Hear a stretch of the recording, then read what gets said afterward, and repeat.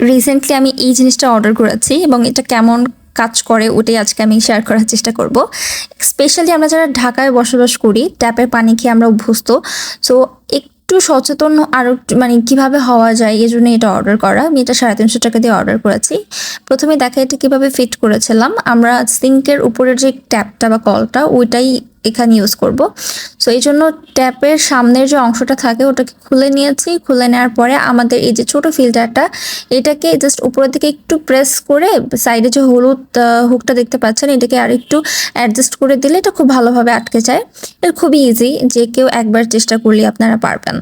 আমরা আসলে এটাতে বলবো না যে খুব বেশি একটা ভালো ফিল্টার হয় বা কিছু, বাট আমার মনে হয় যে নর্মাল যে ময়লাটা আছে বা কল থেকে আসতে পারে সেটা প্রথম অবস্থায় এখান থেকে রোধ করা সম্ভব।